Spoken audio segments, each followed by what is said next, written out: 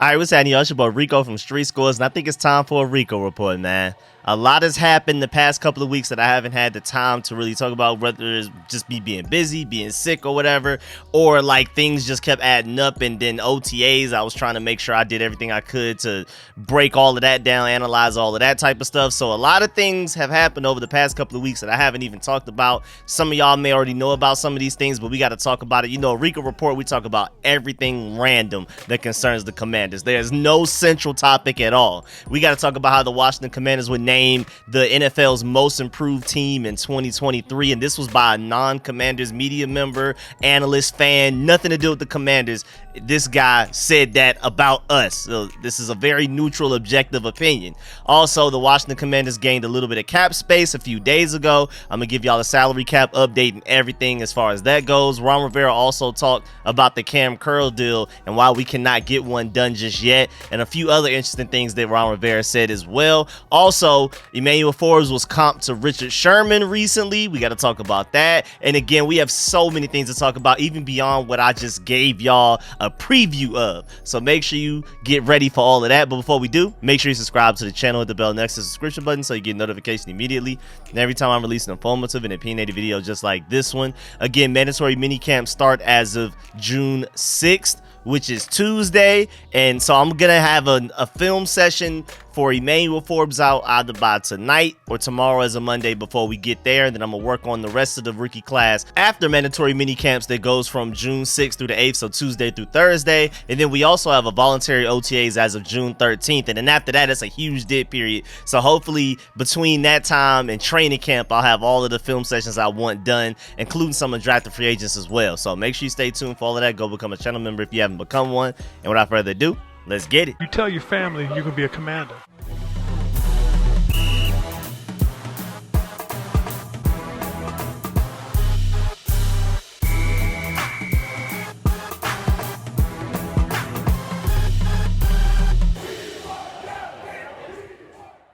All right, so first of all, let's talk about how the Commanders were named the NFL team that had the best offseason in 2023. Again, this was by a non-Commanders analyst, fan, media member, anything. No attachment to the Commanders at all. This is just an objective, neutral ESPN writer. It's Bill Barnwell of ESPN. He said the Washington Commanders had the best offseason out of the entire NFL. Dolphins were second, Cowboys were third, Eagles were fourth, Packers were fifth, Bengals sixth, Kansas City Chiefs seven, and even just beyond that, just to see where the Giants are to complete the rest of the NFC East, he has them 29th. So us number one, Cowboys third, Eagles fourth, and then the Giants 29th.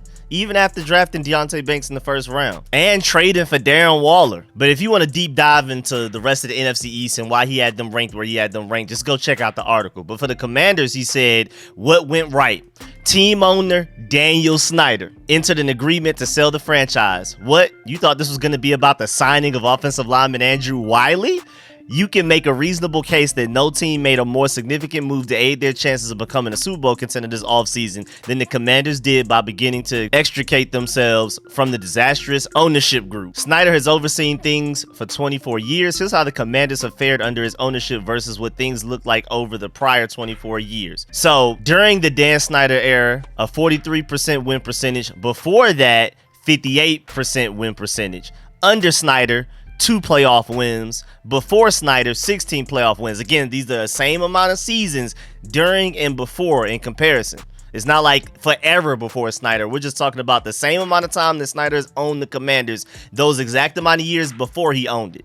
Super Bowl wins, 0 to, of course, 3. MVPs, 0 to, of course, 2. And MVP votes, 0 to 98. The difference is staggering. Washington went from being one of the league's best teams to one of its worst. The pre-Snyder Commanders have more actual MVPs than the Snyder-era Commanders have had players even to receive a single MVP vote. Again, being the age that I am, I missed all of this Commanders greatness. I didn't see a single Super Bowl or nothing. So Hey man, shouts out to all of us that weren't here to watch any of the Super Bowls and still being diehard fans. They won more Super Bowls before Snyder than they did playoff games after he took over the team. One of those 2 victories came in 1999, the year he took over the franchise, so he didn't even have a chance to really influence it. That was more so what happened before him that led to that win. The one playoff game the Commanders won after Snyder started to reinvent the franchise to his liking came in 2005 in a game in which quarterback Mark Brunell threw for 41 yards. Even in the most successful moment in the Snyder era,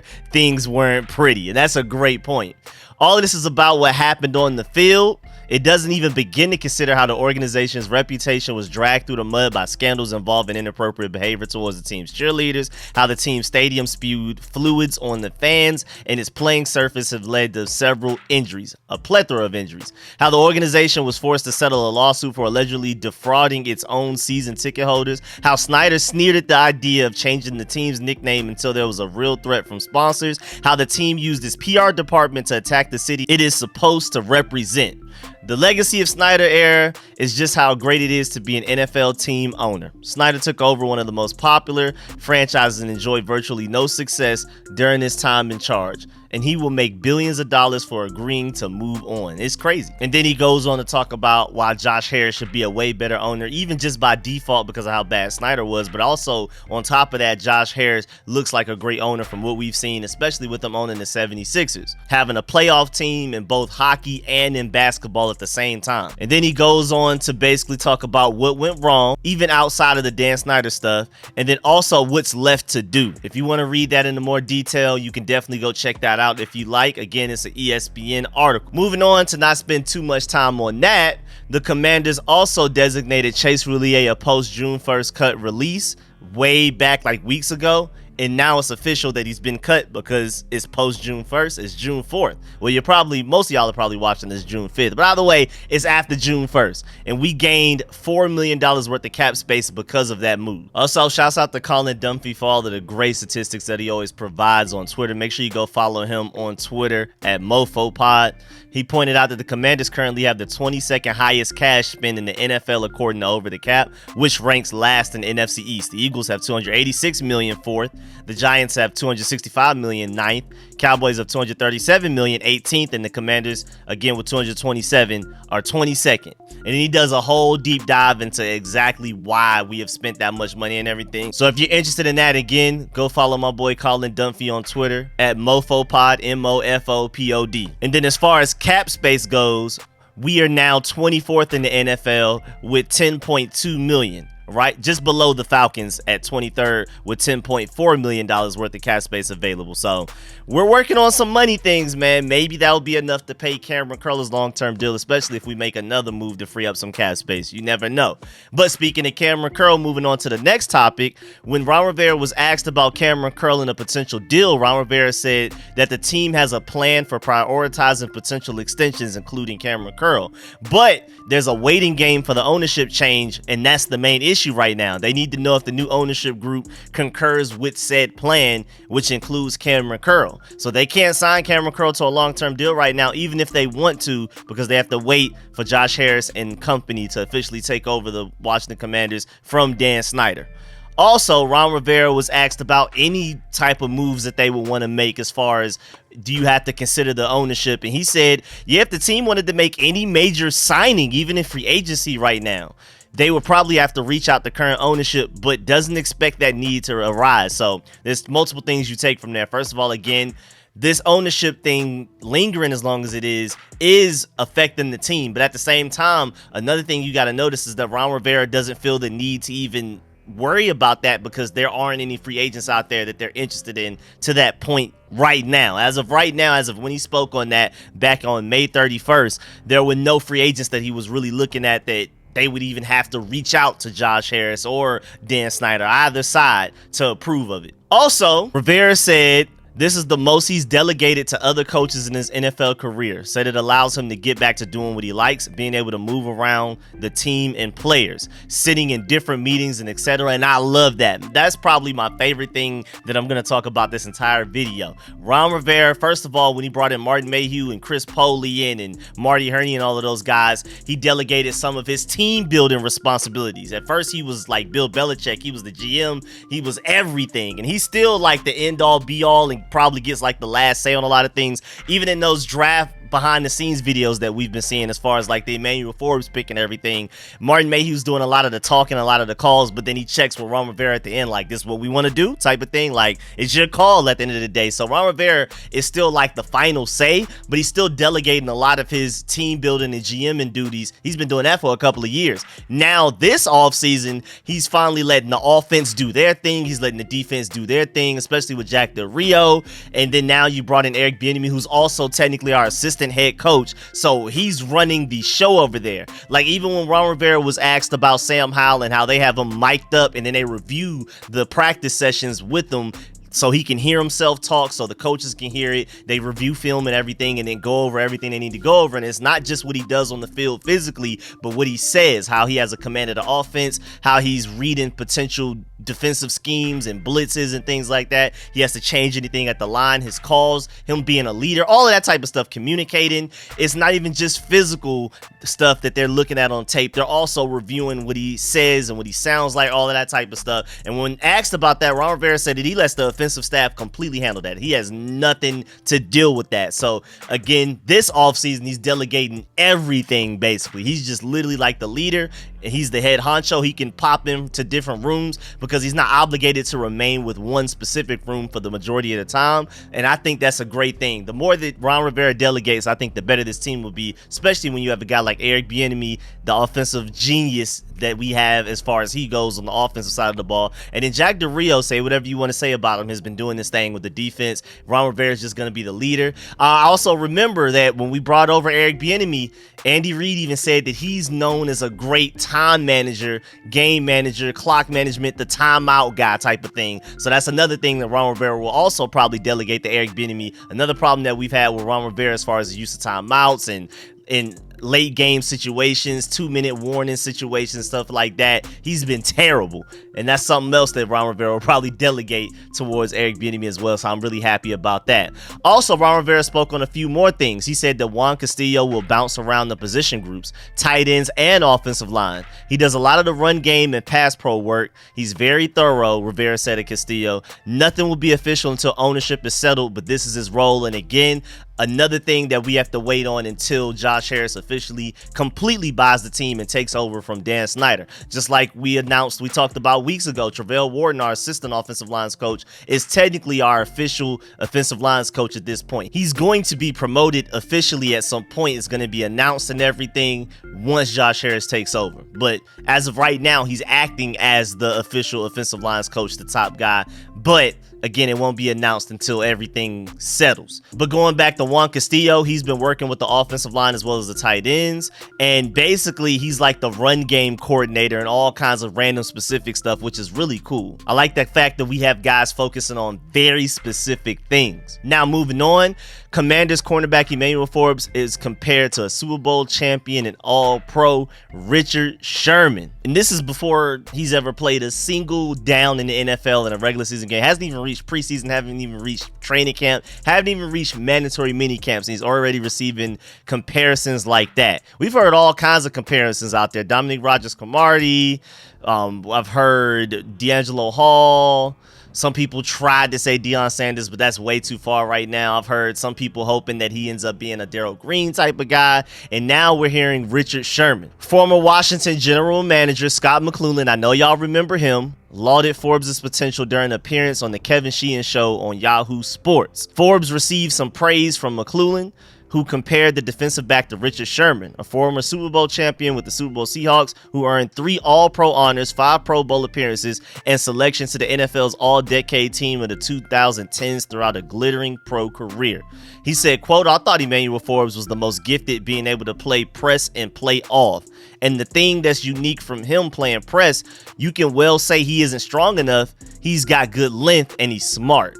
He reminds me a lot of Richard Sherman, who was drafted in Seattle, from the standpoint where he might not be the quickest, fastest, have the most twitch, but the son of a gun is always in a playmaking position, always gets his hands on the ball, and when he does, it's an interception and it changes games, unquote. And I like that quote. I'm not exactly sure if I agree, and I'm very high in Emmanuel Forbes. I just think Richard Sherman is a weird comparison because I think Emmanuel Forbes is really quick and really fast and all of that type of stuff. He ran a 4.3 something and really long and great hips, great change of direction and things like that. So I feel like that's a weird comp, but I'll take it.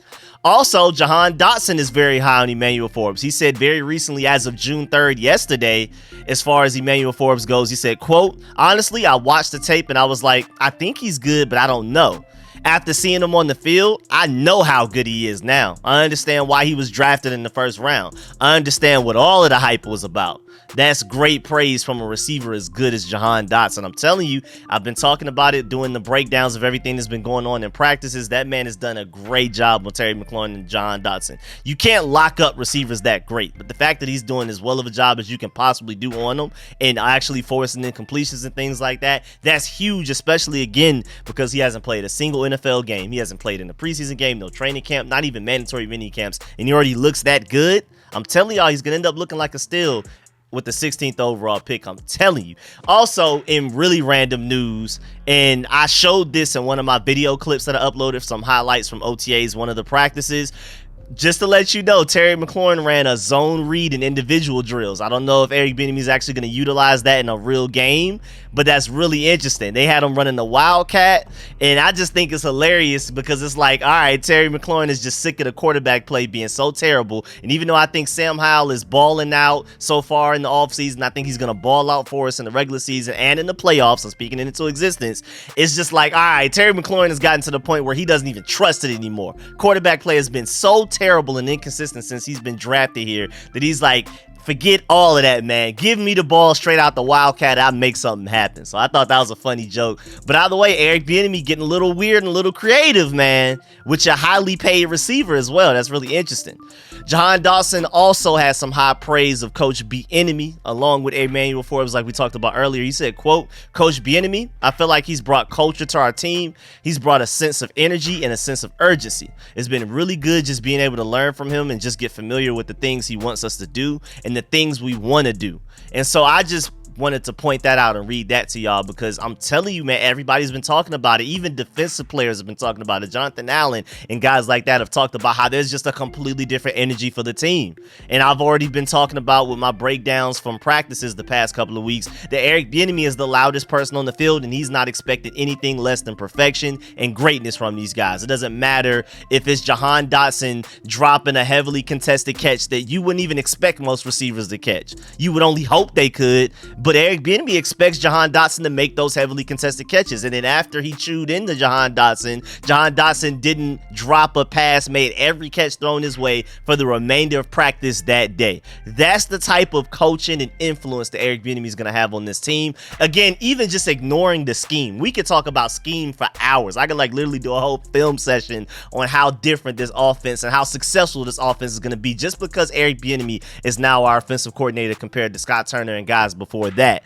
But even just influence, energy, culture, Eric Bieniemy is going to have a huge impact on this team. And again, offensive players and even defensive players are taking notice. Also, shouts out to QB1 Sam Red Wolf Howell on Twitter. He said, please God, let Sam Howell be good. He doesn't even have to be a top 15 QB. He could just be top 20. Just please for Terry McLaurin's sake, and going back to the whole Wildcat thing to prove a point. Because looking at some NFL.com rankings of our quarterback situations, you had Case Keenum 34th, Dwayne Haskins 28th at one point, and then 50th later on. Kyle Allen 39th, Alex Smith 27th, Taylor Heineke 37th, Carson Wentz 36th, and then Taylor Heineke 29th at a certain point. So the highest rated quarterback we've had, just according to analysts, this is not like it's a statistical thing or anything. These are just analysts ranking quarterbacks. Alex Smith 27th is the highest ranked quarterback we've had going all the way back to Case Keenum. That is absolutely terrible. Again, as long as Sam Howell could be top 20, and I think he has the potential to be top 15, top 10,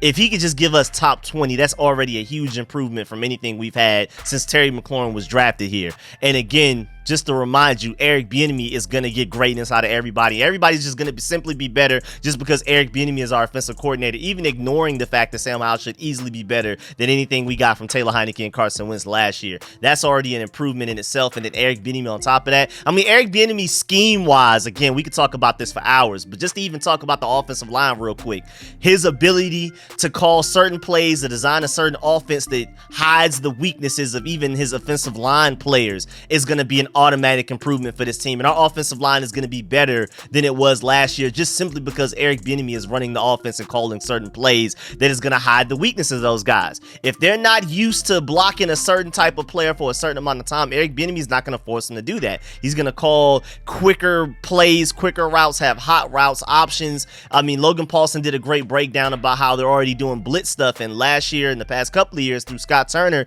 we didn't really have answers for blitzes. We didn't have a hot route. We didn't have like a real check down option every time. Now under Eric Bieniemy's offense, and it's still very early in this installment, we already have answers in blitz scenarios. Like, it's just so many little things that are going to have big impacts on the team that Eric Bieniemy is already influencing this team, just scheme-wise. And we already talked about culture and influence. We could talk about either one for hours. And then lastly, just to let you know, the Commanders called the Patriots about moving up to 14th in the NFL draft. The Patriots wanted a third and would send back a 6th. The Commanders at first said they might be willing to do a 4th, but obviously they stood where they were, 16th overall. New England cut a deal with Pittsburgh to trade back, and we ended up with Emmanuel Forbes 16th overall. But I say that to say, and there's a whole video, like a whole behind the scenes of how the Emmanuel Forbes pick even happened, starting from the very beginning of the draft, like first pick overall, and how we were interested in him and stuff like that. But I'm saying that all to say that the Commanders loved Emmanuel Forbes coming into that draft. That is a clear truth from this video alone. They said it in press conferences, but it was like, yeah, right.